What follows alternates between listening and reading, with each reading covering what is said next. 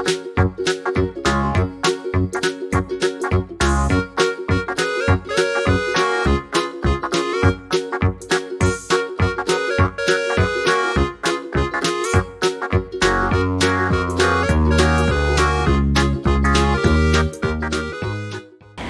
students, good morning, good afternoon or good evening. Tudo bem com vocês? Eu espero que sim. Sejam bem-vindos à nossa primeira aula de inglês dessa semana. Já puxa o seu livro de inglês porque hoje a gente vai dar início ao capítulo 6, que se chama How do you go to Central Park? How do you go to Central Park? Tem aí as páginas 72, 73, 74 e 75, que são as páginas que iremos trabalhar hoje, tá bom? Então, let's go! Gente, o capítulo 6, ele traz aí como abertura essa pergunta. How do you go to Central Park? Central Park. Observe que tem aqui no cantinho ali um códigozinho para você colocar a câmera do celular, que é o QR Code, que isso daí vocês vão colocar em cima do celular, eles vão direcionar vocês a um link e esse link ele é possível vocês escutarem, tá? O áudio desse capítulo aí. Então, assim, página 72 é a abertura, na página 73 já tem um áudio para você acompanhar. Porque, então, isso é uma novidade, sim, o livro já trazia isso antes, mas para quem não tem celular isso não vai ser possível, tá? E também não é todo celular que vai ter isso, não.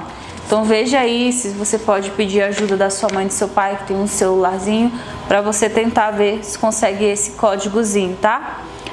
Esse bem daqui do cantinho, tá?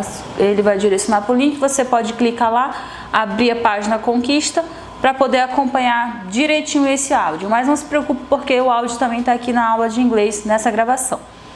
Observando essa abertura aqui, a gente pode observar direito, tem um hero aqui no meio, um herói, e aí as crianças estão ao redor. Lembra que as crianças estavam com a professora no centro da cidade no capítulo 5? E aí eles encontraram esse hero aí agora, para começar a fazer algumas perguntinhas para ele, né?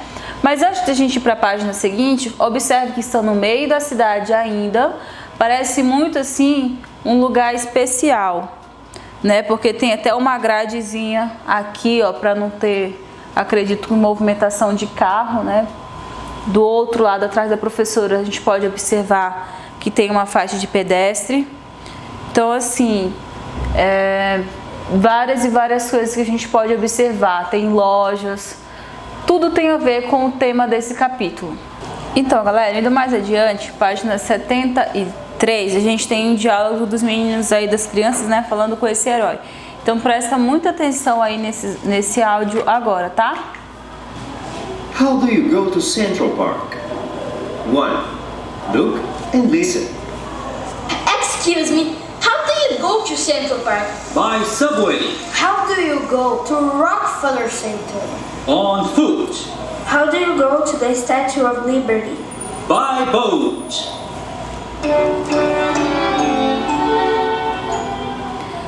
Observem aí a perguntinha, a expressão How do you go to?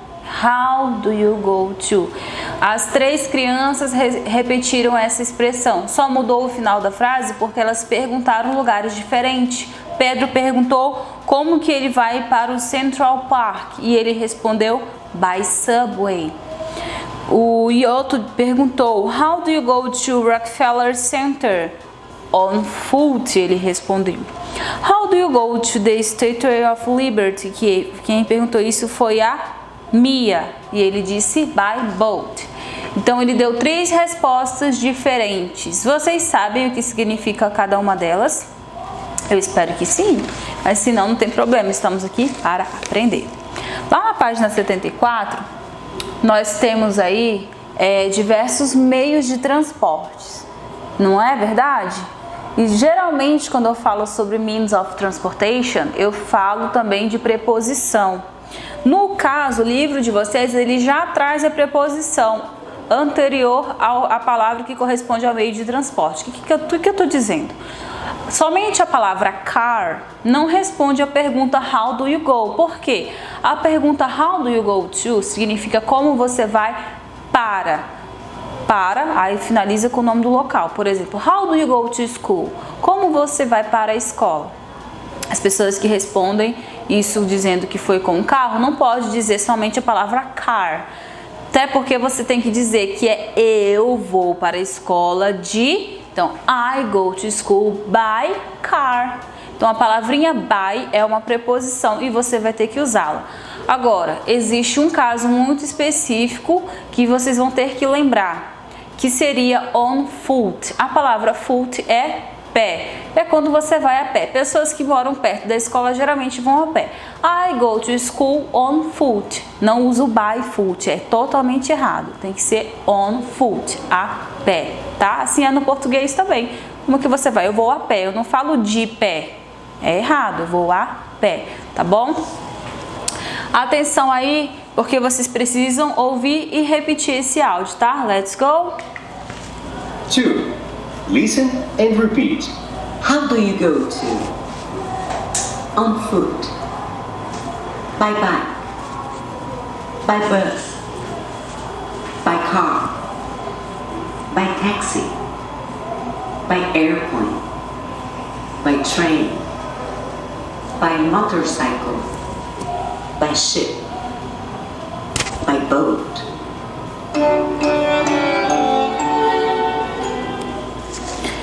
É o seguinte, gente.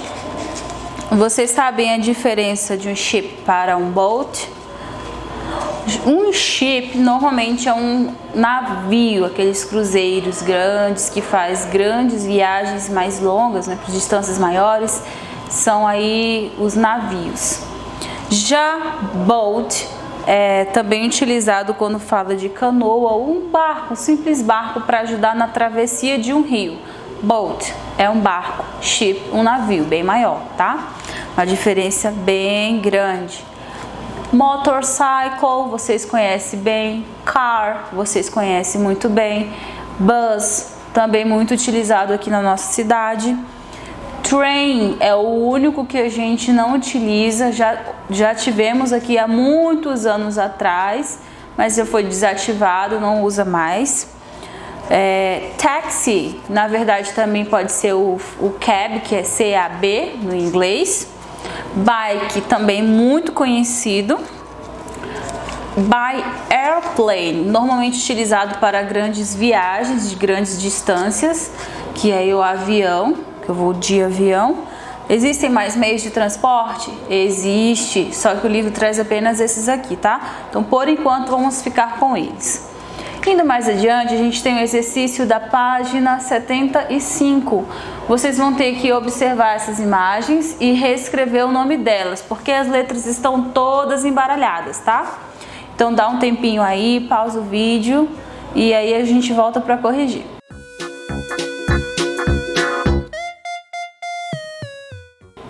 Vamos ver se está tudo ok?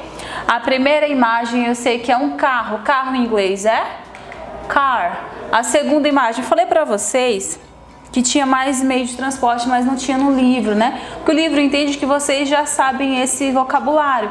Porque inglês, gente, é para ser estudado, ó, desde pequenininho. Aqui na escola a gente tem mesmo desde os 3 anos. Então, olha só.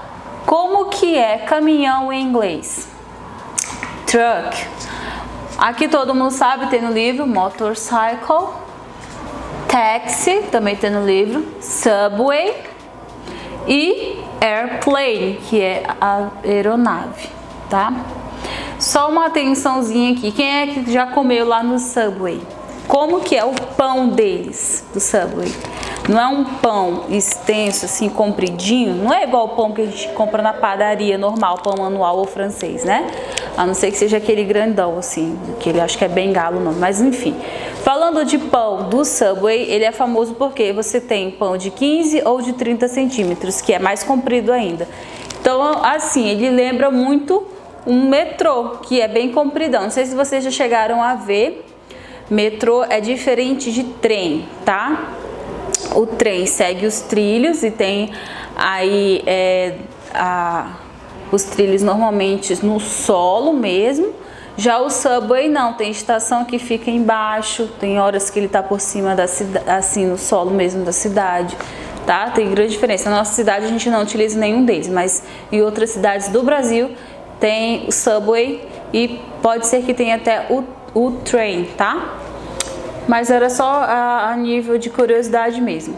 Já aqui na página 75, que é a mesma página, tem o exercício 2. Look and write. Escreva as palavras segundo o código. Tem vários códigos aqui em cima, né? Então vocês vão desvendar o que significa aí embaixo esses símbolos. É só substituir as letrinhas, tá? Rapidinho vocês fazem isso, ó. A primeiro floquinho de neve é um B. Depois um quadradinho em branco, que é o U, e por último essa bolinha, esse círculo com uma bolinha no meio, que é o S. Formou bus. Aqui começa com S, que eu já sei que terminou com S ali, vai ser S. Esse símbolozinho aqui do meio é um H. Essa lua com estrelinha é um I e esse sozinho é um P. Vai formar shape. E aqui, ó, eu já sei que é um B. Esses 4 losangos aqui é um O. Essa gotinha é um A e essa estrelinha é um T. Vai formar boat. Terminou, teacher? Ainda não. A gente tem aí atividade para o caderno, tá? Então pega o seu caderninho, anota aí a data de hoje, coloca o nome da teacher, o enunciado que diz assim: Answer the questions. Número 1.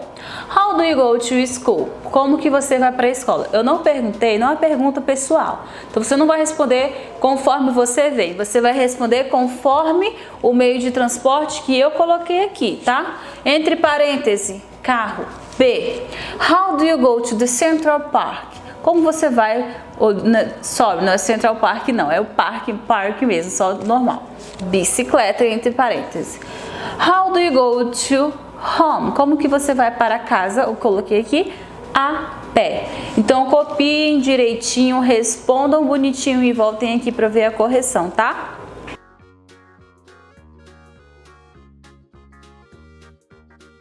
Vamos ver se conseguiu fazer direito, tudo do jeitinho que eu ensinei.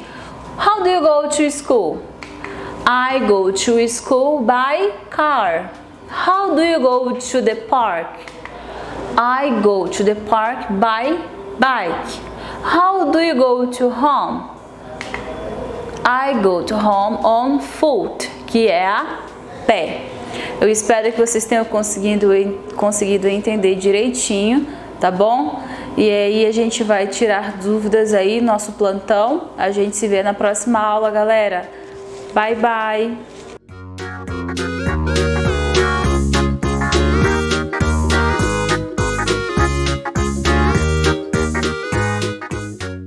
Tudo jóia, terceiro ano! Vamos iniciar a nossa aula de geografia. Nessa aula de geografia nós vamos continuar aí falando, né, sobre as ações humanas e os impactos aí à natureza. Nós sabemos que tanto a natureza pode interferir no seu meio, no meio ambiente, assim também como os seres humanos agridem a natureza e alteram o espaço, né, modificam aí o seu espaço. Aí nós vamos ver nessa aula agora, falando também sobre a conscientização. Nós devemos ter conscientização com o espaço onde moramos, não é verdade? Podemos retirar da natureza sem agredir? Podemos sim.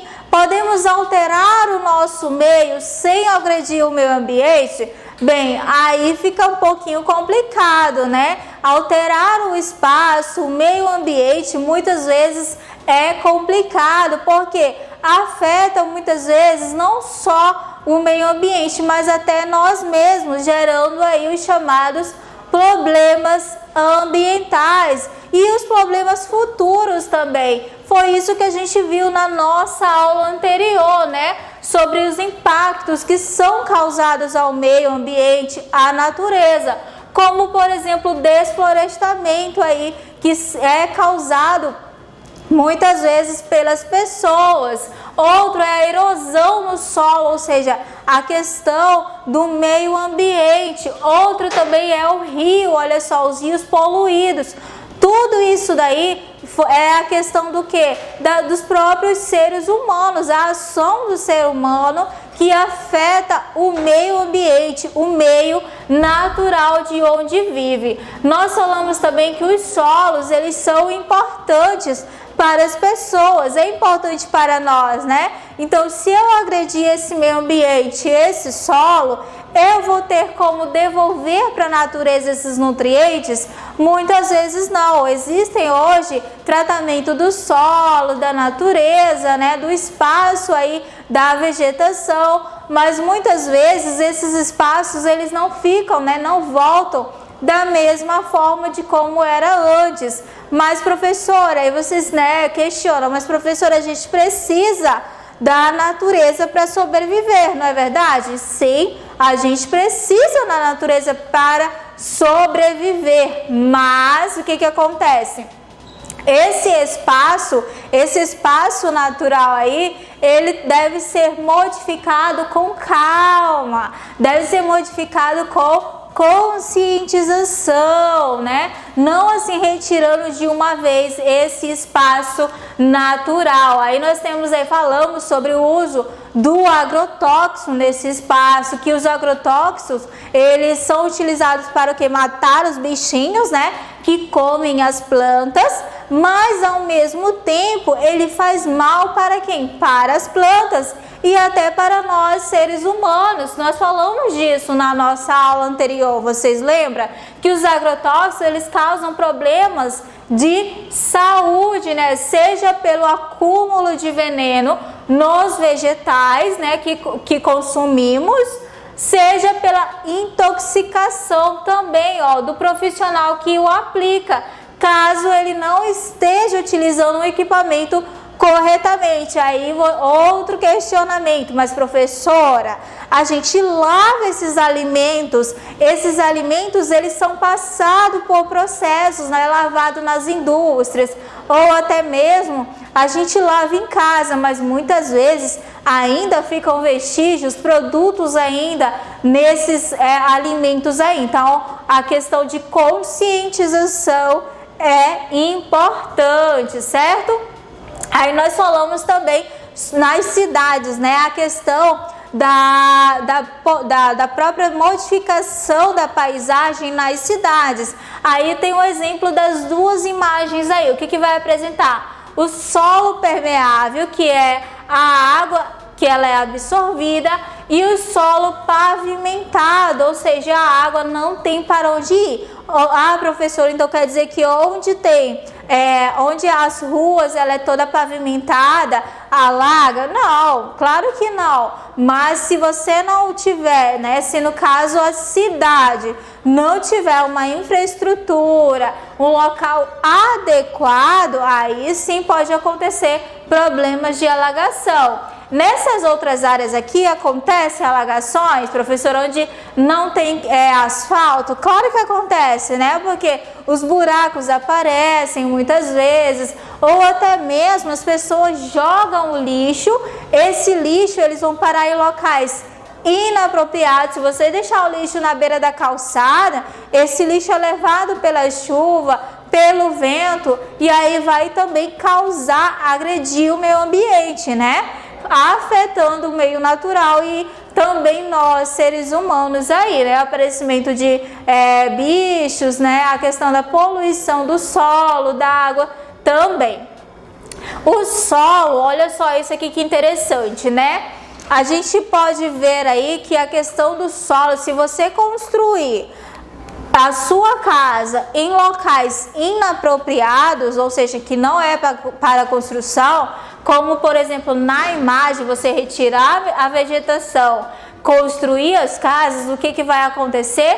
O deslizamento de terra, ou seja, você está alterando a paisagem. Aí ele vai falar o seguinte, que o solo nas encostas é protegido do impacto das chuvas pela vegetação, ou seja, essas arvorezinhas que se encontram aqui, ela vai impedir que as chuvas, quando cair, as chuvas desçam aí até a cidade. Ou seja, essa vegetação, ela vai absorver toda a água. Se você retirar essa vegetação, não vai ter como absorver, acontecendo o que? O deslizamento, como a gente pode ver na terceira imagem. Então, o que ele vai falar? Que quando há desmatamento ou construção em áreas impróprias, a água infiltra na terra, deixando-a encharcada. E o acúmulo d'água no solo resulta no deslizamento e desabamento das encostas. Então, como não tem vegetação, a água vai descer. Se você construir casa nesses locais aqui, meus queridos, aí sim é problema, né? Então, a gente tem que observar quando for aí modificar a natureza e o meio ambiente, porque a vegetação, ela também nos protege, né? Nos ajuda aí.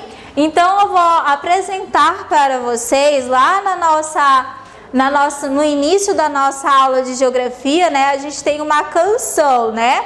Da música aí do Herdeiros do Futuro, vocês lembram? Lá na página 10, que ele vai falar que vocês aí, viu, terceiro ano em casa, são os herdeiros do futuro. É vocês que vão cuidar do meio ambiente, que vão ajudar o meio ambiente. Então, observa, né? Escuta bem o trecho, né? A letra dessa música aí, ok? Aí, olha só, nós temos aí, né? Será que no futuro haverá flores? Será que os peixes vão estar no mar? Será que os arco-íris terão cores? Será se os passarinhos vão poder voar futuramente? Se o ser humano continuar agredindo o meio ambiente? Será que a terra vai seguir nos dando fruto, a folha, o caule e a raiz? Será que a vida acaba encontrando um jeito bom da gente ser feliz? É isso daí que a letra fala, né? Isso daí que fica no nosso pensamento. Aí a gente vai escutar, né, a letra. Olha só.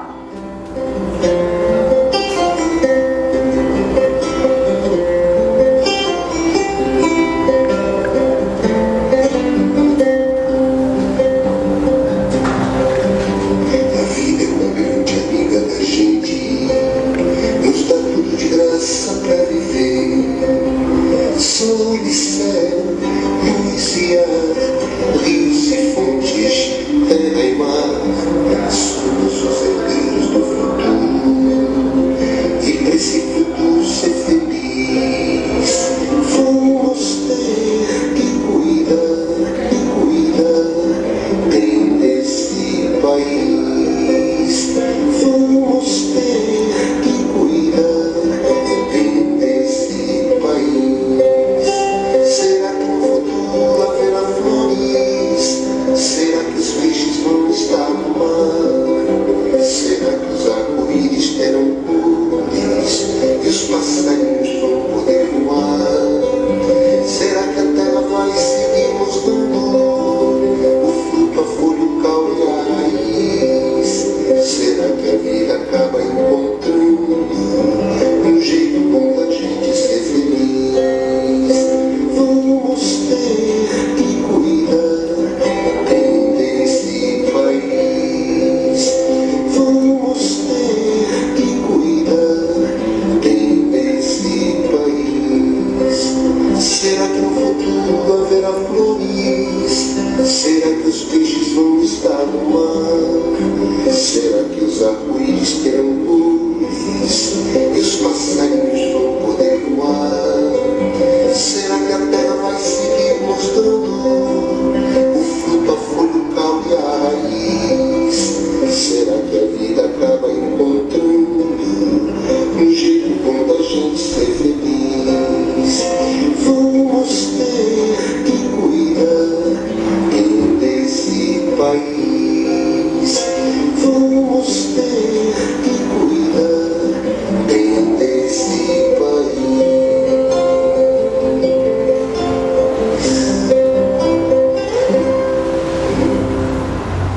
Olha só, né? Que legal aí, né? A canção falando que nós devemos cuidar muito bem desse país, devemos cuidar muito bem do local onde estamos. Então, reflitam aí na letra dessa canção, para que vocês também, viu, terceiro ano, junto com quem está com vocês, cuidem e preservem o espaço onde vocês estão vivendo aí, ok? Então, meditem muito bem na letra desta canção. Para casa vai ficar a atividade da página 11 e 12 do livro de Geografia de vocês. Por hoje é só, um beijo e até a próxima aula.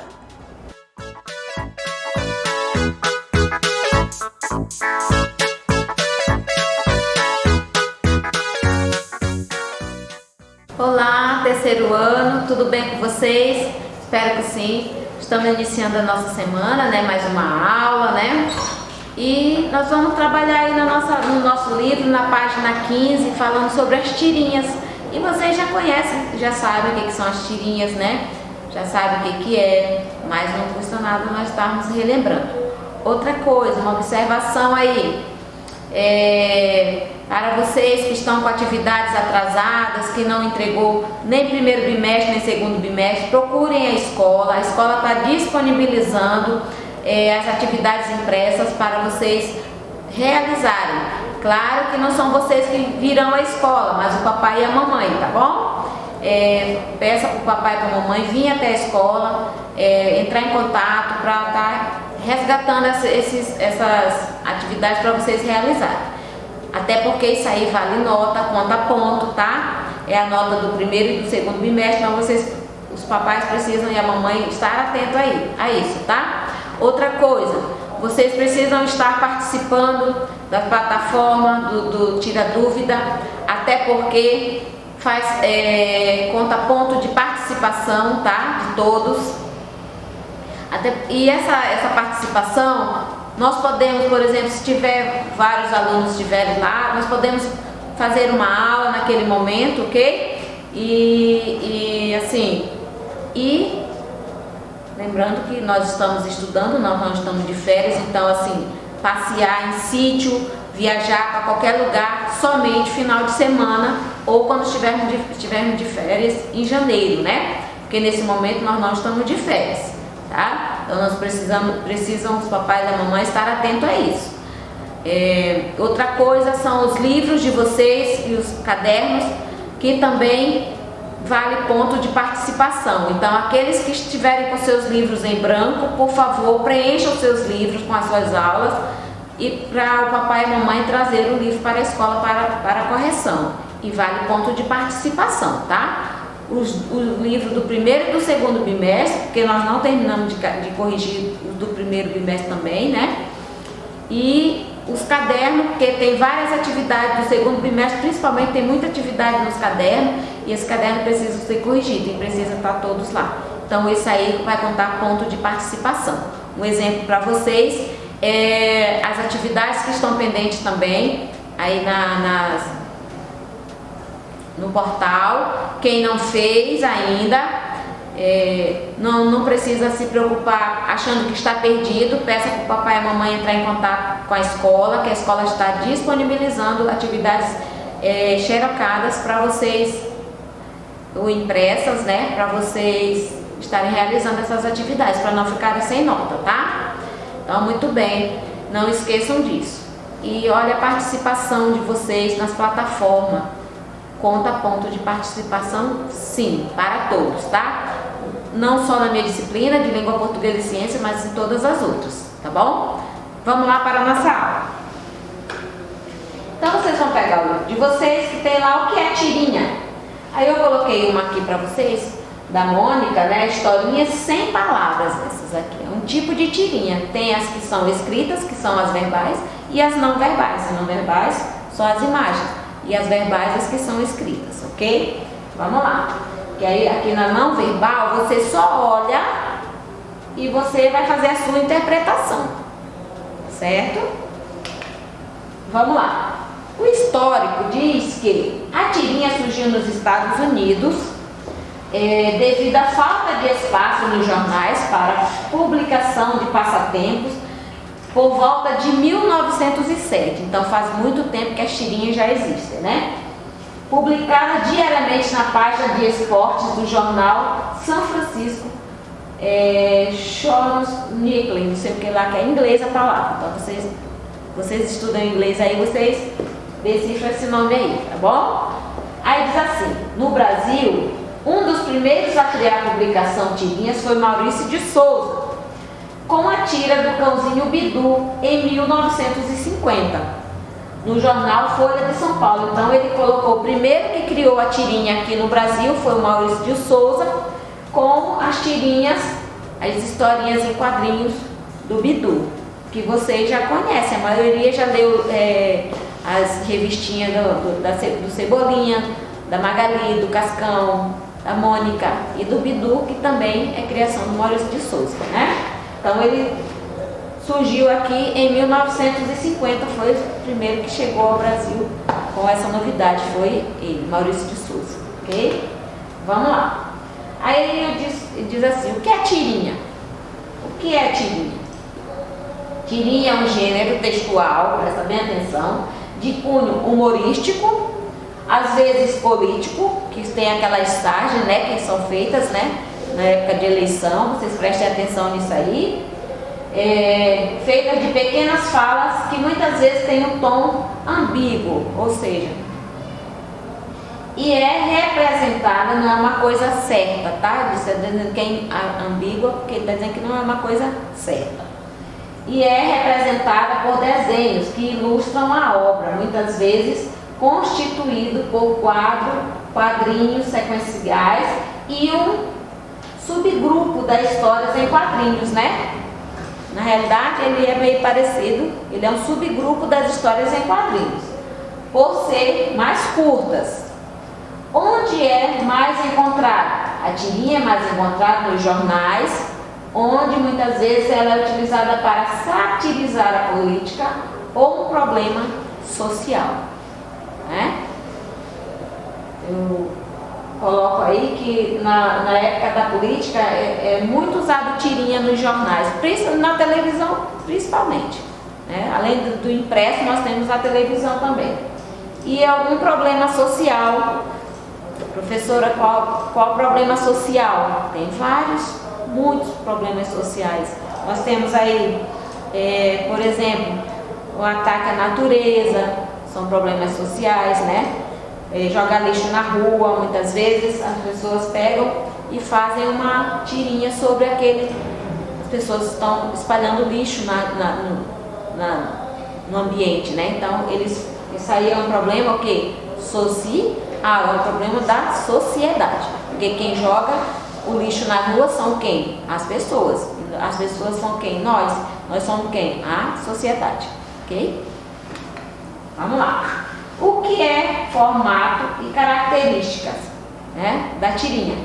Formato mais comum, ela é horizontal, mas também ela pode ser o quê? Vertical. Horizontal, ela é assim, ó, a linha aqui. Vertical, em pé. Deitada, horizontal. Em pé, vertical, ok? Mas também encontramos formato vertical ou retangular também. Possui em sua maioria até 4 quadrinhos. Utiliza imagens verbais e não verbais, como eu falei para vocês. Verbais quando tem as letras e não verbais quando ela só tem as imagens, tá? Na maioria das vezes com frases curtas em balões, podendo aparecer sem falas, que é as não verbais. Aí, agora no nosso livro. Historinhas tradicionais também podem aparecer em histórias mais atuais. Leia esta tirinha. Aí, era uma vez 3 porquinhos que viviam.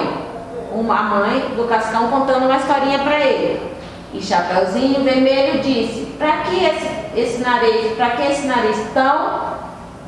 A mãe da Chapeuzinho Vermelho contando para ela a história. Então adicionam-se 2 colheres de açúcar mascavo e mexe-se a calda por 2 minutos. A mãe da Magali lendo uma receita para ela, ok? Então são 3 tipos aí de historinhas, né?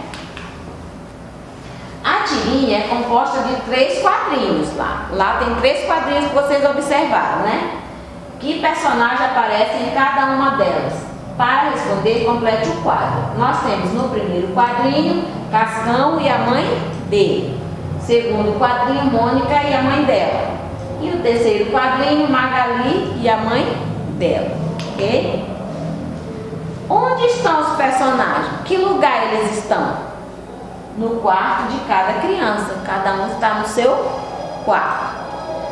Na número 4 diz assim: descreva de forma resumida a principal ação desses 3 quadrinhos. Então a ação era a mãe ler um livro para o filho, que era o Cascão, ou a filha, que era a Mônica e a Magali, né? Aí ele diz: o humor da história surge de algo diferente que acontece no último quadrinho. Converse sobre isso com os colegas e o professor. Então você vai conversar com o papai e com a mamãe, tá? E que diz assim: enquanto nos 2 primeiros quadrinhos as mães leem história para os filhos dormirem, a mãe da Magali lê uma receita. O leitor então precisa inferir que a receita é o texto preferido da Magali, pois ela adora o quê? O que a Magali gosta de fazer? Gosta de comer. Por isso a mãe dela estava lendo uma leitura que ela gostasse, que era receita, que é receita de comida, né? Muito bem. Então, para vocês verem aí que não é difícil, tá?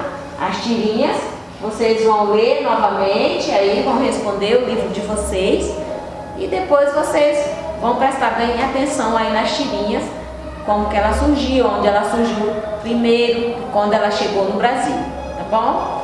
Muito bem, boa aula para vocês, boa semana, e eu deixo essa mensagenzinha para vocês que diz assim: o que temos para hoje? Hoje, o dia que nós estamos vivendo, presente, muito amor, carinho, atenção e gentileza. Isso fica para vocês nesta aula, ok? Boa aula e até mais.